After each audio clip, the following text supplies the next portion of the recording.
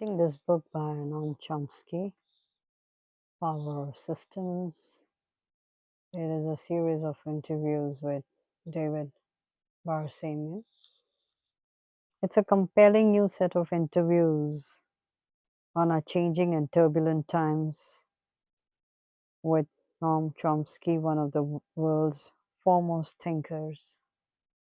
And the book is a series of collection of conversations between Noam Chomsky and David Barsamian, an engaging, effective interlocutor. So the topics are the conversations that have been divided into various sections. He's given them a title, and I'm going to read the seventh one, Learning How to Discover. This is basically about his linguistic, he being a linguist, he's written a lot of books. So these are some of the questions that have been put forth, which I read the first question. This one I've just finished reading. So I'm going to read this question. He asks a question as, is the acquisition of language biological? And he answers, Chomsky answers, I don't see how anyone could doubt that. Just consider a newborn infant. The newborn is barraged by all kinds of stimuli, what William James famously called one great blooming, buzzing confusion. If you put, say, a chimpanzee or a kitten or a songbird in that environment, it can only pick out what's related to its own genetic capacities. A songbird will pick out a melody of its species or something from all this mass because it's designed to do that. But it can't pick out anything that's relevant to human language. On the other hand, an infant does. The infant instantly picks language related data out of the mass of confusion. So, in fact, we now know that this goes on even in the uterus. Newborn infants can detect properties of their mother's language as distinct from certain, not all, but certain other languages. And then comes a very steady progression of acquisition of complex knowledge, most of it completely reflexive. Teaching doesn't make any difference. An infant is just picking it out of the environment, and it happens very fast in a very regular fashion. A lot is known about this process. By about 6 months, the infant has already analyzed what's called the prosodic structure of the language, stress, pitch. Languages differ that way, and has sort of picked out the language of its mother or whatever it hears its mother and its peers. By about 9 months, roughly, the child has picked out the relevant sound structure of the language. So when we listen to Japanese speakers speaking English, we notice that from our point of view, they confuse R and L, meaning they don't know the distinction. That's already fixed in an infant's mind by less than a year old. Words are learned very early, and if you look at the meaning of a word with any care, it's extremely intricate. But children pick up words often after only one exposure, which means the structure has got to be in the mind already. Something is being tagged with a particular sound. By, say, 2 years, there's pretty good evidence that the children have mastered the rudiments of the language. They may just produce one word or two word sentences, but there's now experimental and other evidence that a lot more is in there. By 3 or 4, a normal child will have extensive language capacity. So he writes, either this is a miracle or it's biologically driven. There are just no other choices. There are attempts to claim that language acquisition is a matter of pattern recognition or memorization, but even a superficial look at those proposals shows that they collapse very quickly. It doesn't mean that they are not being pursued. In fact, those lines of inquiry are very popular. In my view, though, they are just an utter waste of time, he writes. So he still goes on to answer. The answer has not come to an end. There are some very strange ideas out there. For instance, a lot of quite fashionable work claims that children acquire language because humans have the capacity to understand the perspective of another person. According to what's called theory of mind, the capacity to tell that another person is intending to do something develops in normal children at roughly age 3 or 4. But in fact, if you look at the autism spectrum, one of the classic syndromes is failure to develop theory of mind. That's why autistic kids, or adults for that matter, don't seem to understand what other people's intentions are. Nevertheless, their language can be absolutely perfect. Furthermore, this capacity to understand the intention of others develops long after the child has mastered almost all the basic character of the language, maybe all of it, so that can't be the explanation. There are other proposals which also just can't be true, but are still pursued very actively. You read about them in the press, just as you read things about other organisms having language capacity. There's a lot of mythology about language which is very popular. I really don't want to sound too dismissive, but I feel dismissive. I think these ideas can't be considered seriously. Whatever a language faculty is, humans develop it very quickly on very little data. In some domains, like the meaning of expressions, there's virtually no data. Nevertheless, it's picked up very quickly and very precisely in complex ways. Even with sound structure, where there's a lot of data, there are sounds around, you hear them. It's still a regular process and it's distinctively human, which is striking because it's now known that the auditory systems of higher apes, say chimpanzees, appear to be very similar to the human auditory system, even picking out the kinds of sounds that play a distinctive role in human language. Nevertheless, it's just noise for the ape. They can't do anything with it. They don't have the analytical capacities, whatever they are. What's the biological basis for these human capacities? There's a very difficult problem. We know a lot, for example, about the human visual system, partly because through partly through experimentation. At the neural level, we know about it primarily from invasive experiments with other species. If you conduct invasive experiments on other mammals, cats or monkeys, you can find the actual neurons in the visual system that are responding to a light moving in a certain direction. But you can't do that with language.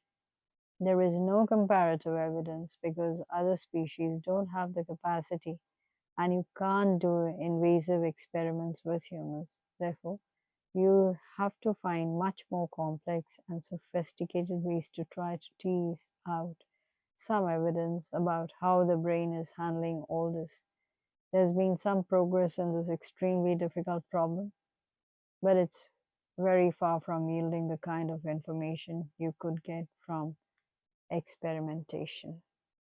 So I've turned the page to 134. If you could experiment with humans, say isolating a child and controlling carefully the data presented to it, you could learn quite a lot about language, but obviously you can't do that. The closest we've come to looking at children with sensory deprivation, blind children, for example, what you find is pretty amazing. For example, a very careful study of the language of the blind found that the blind understand the visual words look, see, glare, gaze, and so on quite precisely, even though they have zero visual experience. That's astonishing.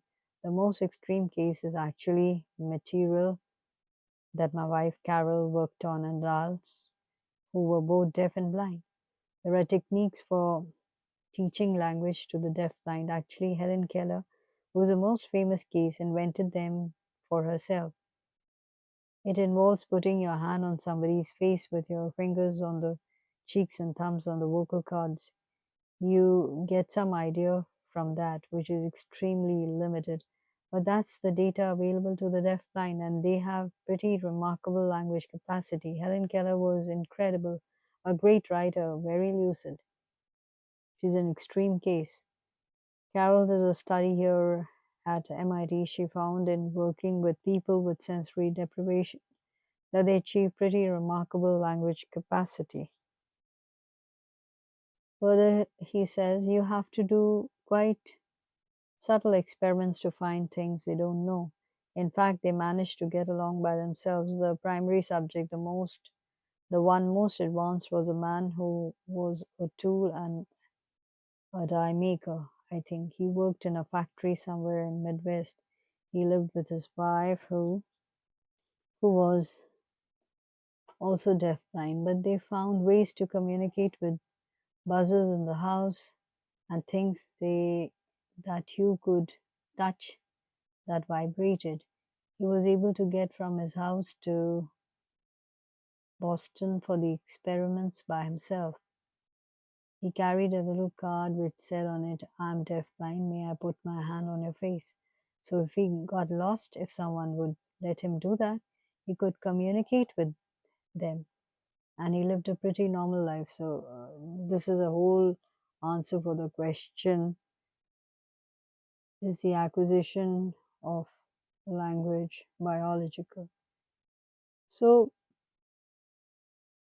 he goes on to say one very striking fact that was that all of the cases that succeed were people who had lost their sight and hearing at about 18 months old or older. It was primarily through spinal meningitis in those days. People who were younger than that, when they became deafblind, never learned language. They weren't able, there weren't enough cases to actually prove anything, so the results of the study were never published. But this was a pretty general result. Helen Keller Fitz, she was 20 months old when she lost her sight and hearing. It suggests at least that by 18 or 20 months, a tremendous amount of language is already known. It can't be exhibited, but it's in there somewhere and can possibly be teased out later. David puts another question to him, saying that you said many times that your linguistics and political work don't intersect in any way. But what is striking is your syncretic power, your ability to gather very disparate information together into a coherent picture. So the answer to this he gives is, I think anybody can do it. I have no special talents in that regard.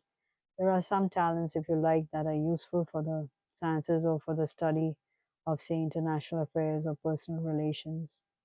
One important one that everybody has, if they feel like using it, is just the ability to be puzzled. Why do things happen this way? If you look at the history of modern science, that ability has yielded dramatic results at many points. Albert Einstein was interested in the question of what the world would look like if you were traveling at the speed of light. He was puzzled by that. Out of that came important insights. Modern science really developed from a willingness to question things that had always been taken for granted. If I have a cup in my hand full of boiling water and I let go with both hands, the steam rises and the cup falls by. Well, for millennia, there was a good answer from the best scientist. The cup and steam are both going to their natural place. The natural place of the steam is up there, and the natural place of the cup is down there. End of discussion. But Galileo and others decided that they were puzzled by this event. Why does this happen?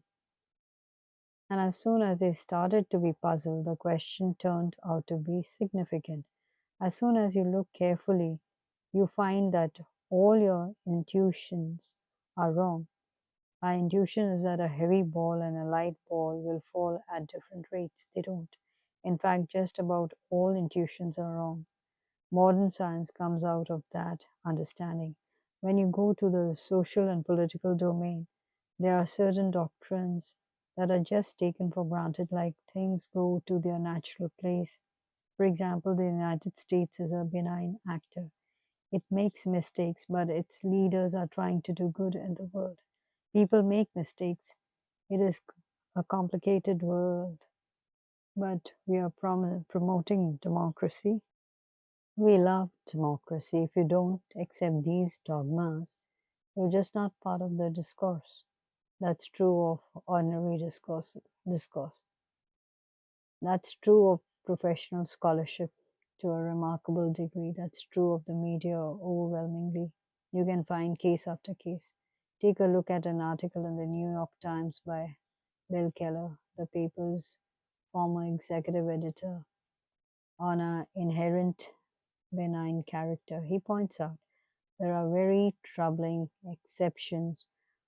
We supported and are supporting serious atrocities in Bahrain, and we don't do anything about the most reactionary state in the region, Saudi Arabia.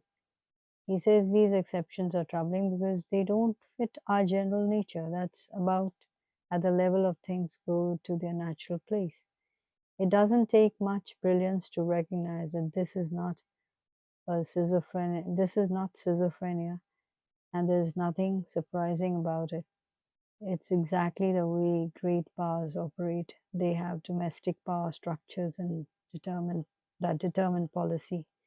There are a lot of other factors, but they not overwhelmingly significant.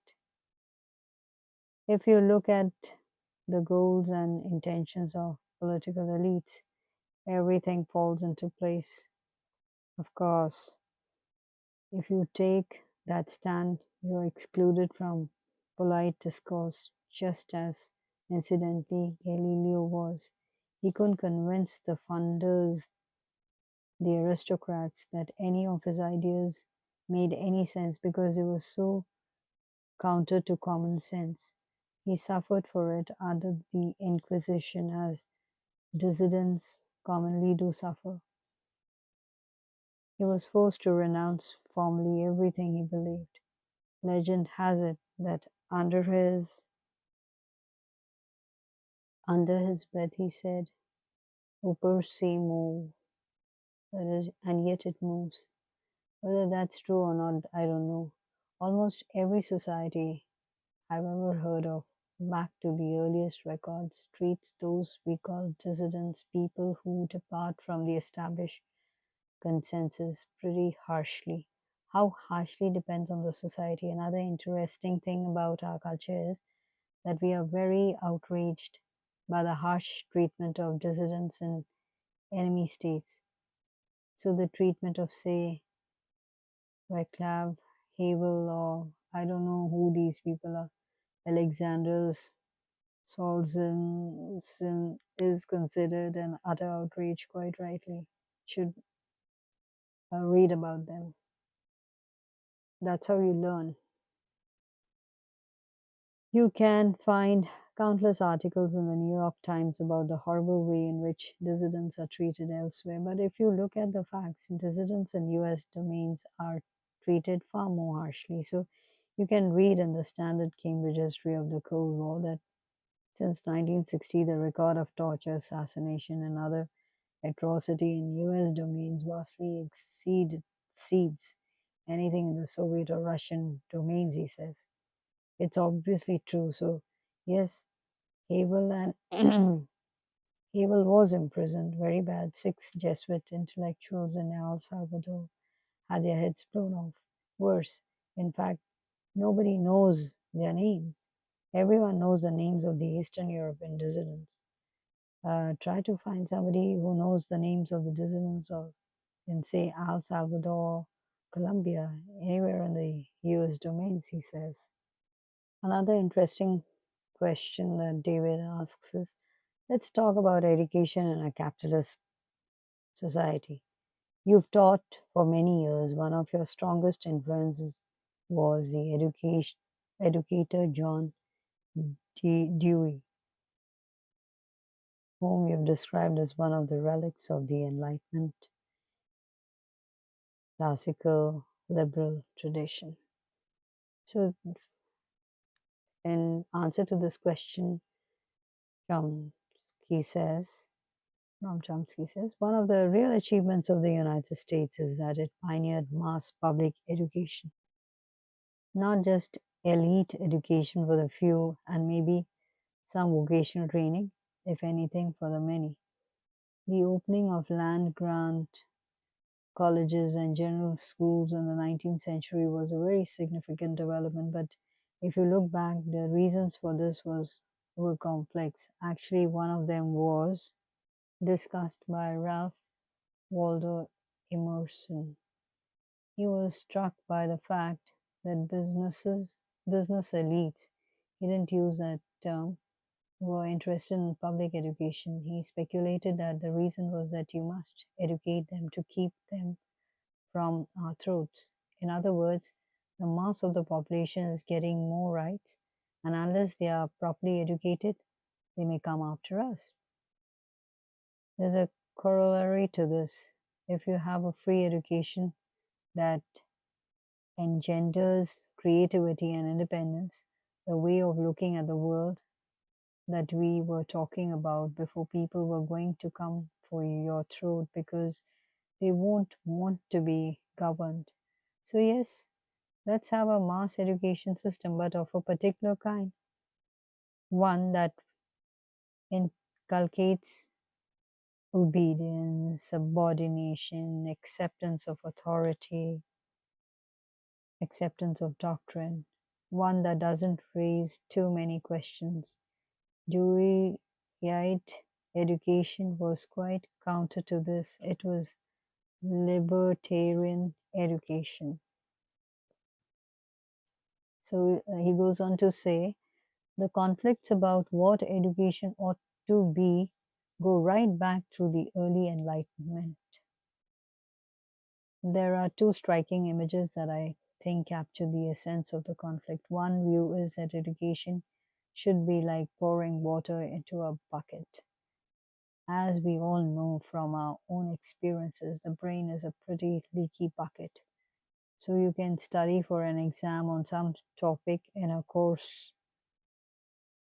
you are not interested in, learn enough to pass the exam, and a week later you've forgotten what the course was. The water has leaked out. But this approach to education does train you to be obedient and follow orders, even meaningless orders, says Chomsky.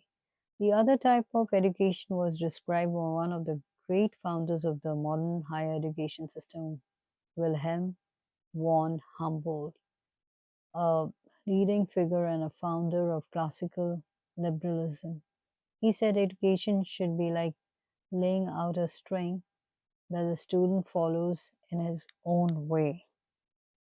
In other words, giving a general structure in which the learner, whether it's a child or an adult, will explore the world in their own creative, individual, independent fashion, developing, not only acquiring knowledge, learning how to learn.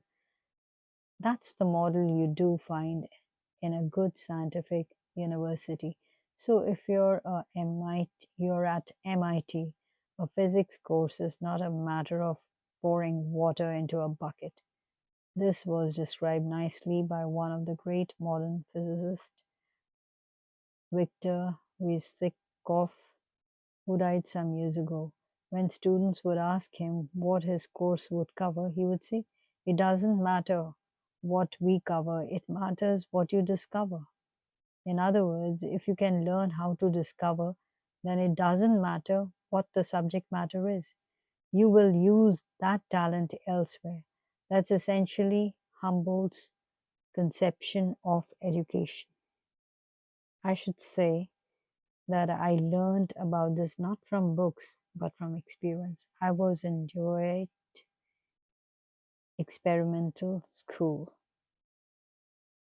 That was the way things worked. It seemed very natural. I only read about it later.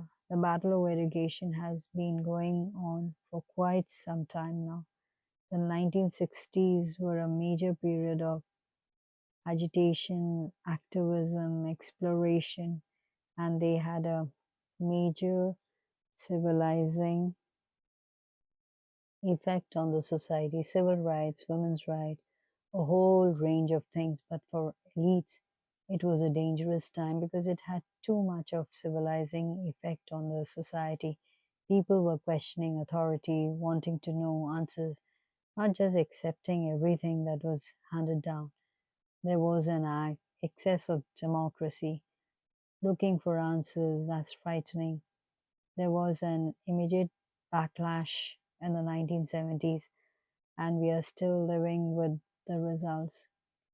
All of this is well documented. Two of the striking documents, which I think are very much worth reading from opposite ends to the spectrum, are on the right, the Powell Memorandum, and on what's called left, the Trilateral Commission Report. Louis Powell was a corporate lobbyist for the tobacco industry who was very close to Nixon, who later appointed him to the Supreme Court. In 1971, he wrote a memorandum to the Chamber of Commerce, the main business lobby. It was supposed to be a secret, but it leaked. It's quite interesting reading, not only for the content, but also because of the style, which is pretty typical of a business literature and of totalitarian culture in general. It reads a little like NSC 68. And I don't know what it is, should find out. Rather, you find out. The whole society is crumbling, everything is being lost, the universities are being taken over by followers of Herbert Marcuse, the media and the government have been taken over by the left. Ralph Nader is destroying the private economy, and so on. Businessmen are the most persecuted element in the society, but we don't have to accept it. He writes, Powell said, we don't have to let these crazy people destroy everything. We have the wealth. We are the trustees of the universities. We are the people who own the media. We don't have to let all this happen. We can get together and use our power to force things in the direction that we want. Of course, he used nice terms such as democracy and freedom. It is such a grotesque caricature. You have to wonder what lunacy could allow people to think like this. But it's normal, like a 3-year old who doesn't get his way. If you think you ought to own everything and you lost anything, everything is gone. That's very much the attitude of those who are accustomed to power and believe they have a right to power. At the other end of the spectrum, we have the Trilateral Commission report, The Crisis of Democracy, written by liberal internationalists, Carter administration liberals basically. They were concerned about what they called the failure of the institutions which have played the major role in the indoctrination of the young. The young are not being properly indoctrinated by the schools and churches. We can see that from the pressures for too much democracy, and we have to do something about it. It's not very different from Powell's memorandum. It's a little more nuanced, but it's essentially the same idea. Too much freedom, too much democracy, not enough indoctrination. How do you deal with that? In the educational system, you move towards more control, more indoctrination, cutting back on the dangerous experiments with freedom and independence. That's what we've seen. These shifts correspond to the period when corporatization of the universities began to take place, with a sharp rise in managerial structures and a bottom line approach to education, and also when tuitions start to rise. The tuition problem has become so huge that it's on the front pages now. Student debt is on the scale of credit card debt, and by now it probably exceeds it. Students are burdened by huge debts. The laws have been changed, so there's no way out, no bankruptcy, no escape. So you're trapped for life. That's quite a technique of introduction and control. Indoctrination. That's quite a technique for indoctrination and control. There's no economic basis for rising tuition costs. In the 1950s, our society was much poorer, but education was essentially free. The GI Bill was, of course, selective. It was for whites, not blacks, mostly men, not women. But it did offer free education to a huge part of the population that never would have gotten to college otherwise. More broadly, tuition is very low by current standards. It was a great help to the economy. Incidentally, the 1950s and the 60s were the decades of the greatest economic growth in history, and the newly educated population was a significant part of that story. Now we are a much richer society than we were in the 1950s. He's talking about America. Productivity has increased a lot. There's way more wealth, so it's ludicrous to think that education can't be funded. The same conclusion can be drawn by looking at other countries. Take, say, Mexico. It's a poor country. It has quite a decent higher education system. The quality, teacher salaries are low by our standards, but the system is quite respectable and it's free. Actually, the government did try some years ago to add a small tuition, but there was a national student strike and the government backed down. So, education in this poor country is still free. The same is true in rich countries such as Germany and Finland, which has the best education system in the world by many measures. Education in these countries is free or virtually free. If you look at the percentage of our GDP, gross domestic product, that would be required to provide free higher education. It's very slight. It's very hard to argue that there are any fundamental economic reasons for rising tuition costs, but it does have the effect of control and indoctrination. Look at look at K to 12 education, kindergarten through high school, policies like No Child Left Behind under Bush and Race to the Top under Obama, despite what they may claim, basically require schools to teach to the test. They control teachers and make sure that they don't move in independent directions, a step towards imposing a business model, as in the colleges. Anyone who has any experience with a kindergarten to 12 system knows how this works. Students are required to conform, to memorize, to pass the next test, and there are punitive measures to keep teachers in line.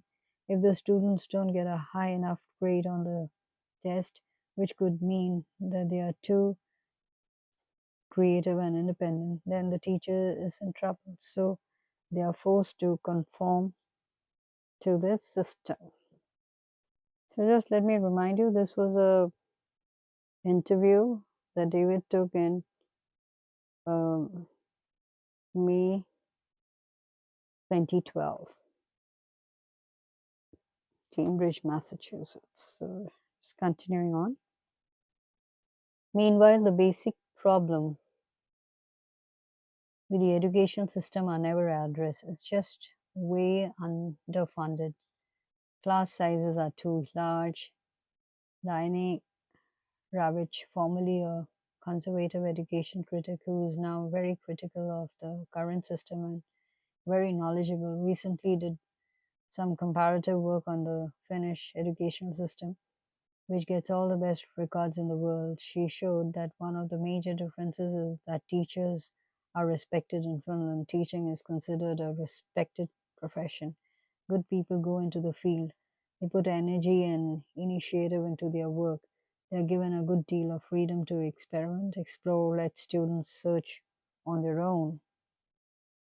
In Science, the Journal of the American Association for Advancement of Science, Bruce Alberts, a biochemist, had a series of editorials on science education.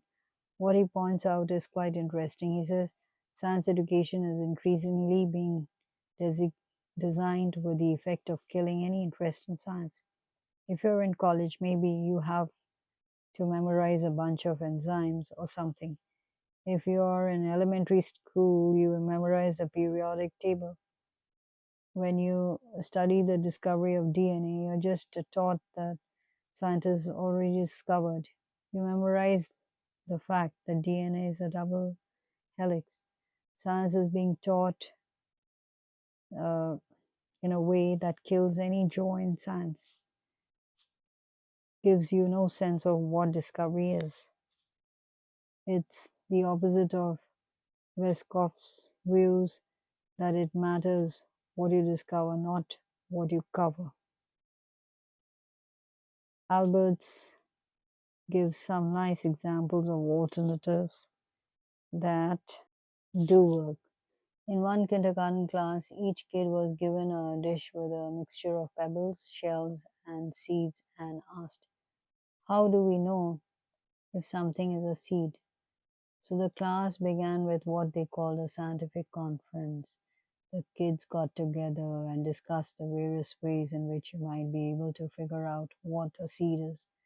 The kids were guided by the teacher, so if things went off in some wrong direction, the teacher could step in, but it's essentially laying down the string. Here's your task, figure it out. Over time, they did figure it out. They ran some experiments, tried out new ideas, interacted. At the end of this particular program, each kid was given a magnifying glass. They cut open the seeds and discovered that the embryo is that gives the seed its energy and differentiates it from a pebble. Those kids learned something.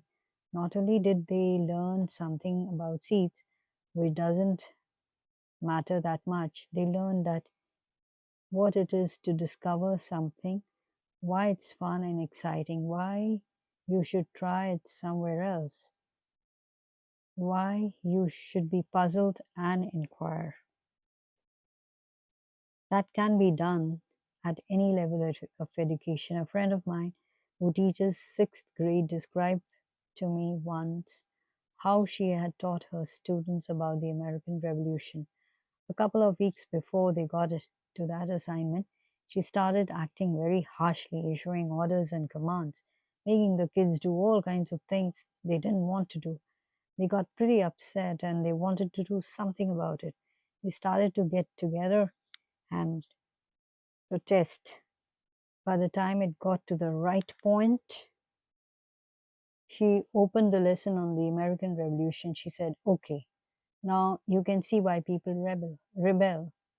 And they understood why you would. That's the type of creative teaching that doesn't pass some standardized test necessarily, but it allows children to learn. That can be done at any level, from kindergarten to graduate school, in any subject, history, science, whatever it may be. So, those are the two concepts, and it's pretty clear which way the education system is being pressed. And I think there's a reason why. We've got to educate people to keep them from our throats.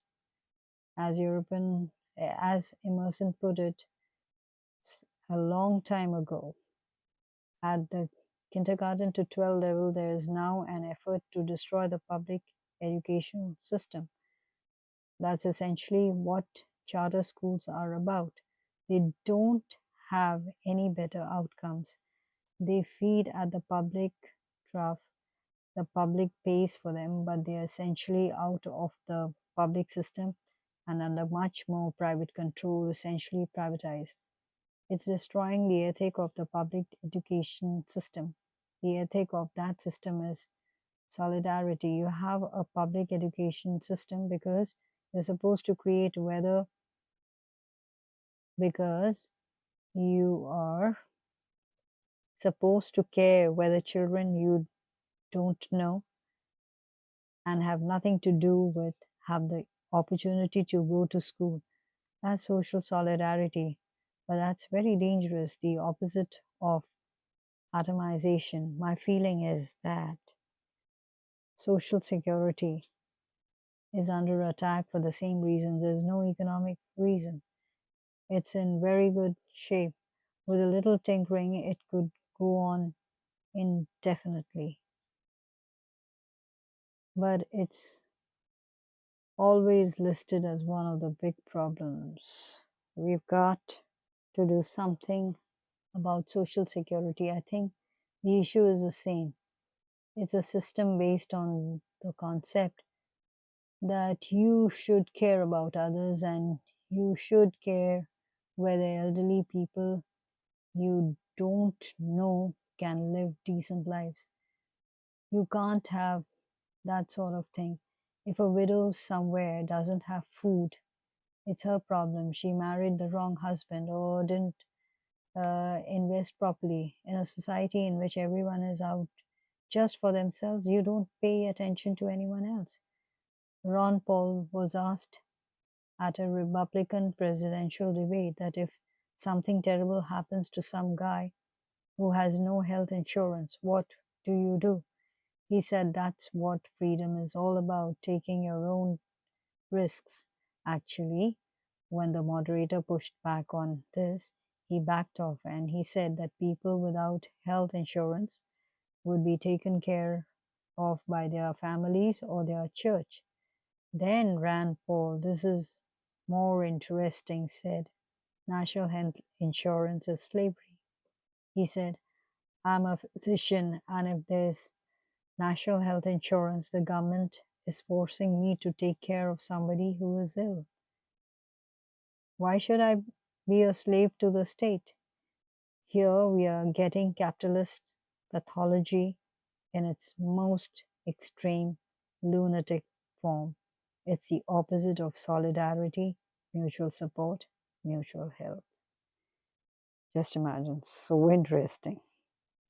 So read the book to get insight of the great man who thinks such a lot. Really, I mean, it's it's such a thought-provoking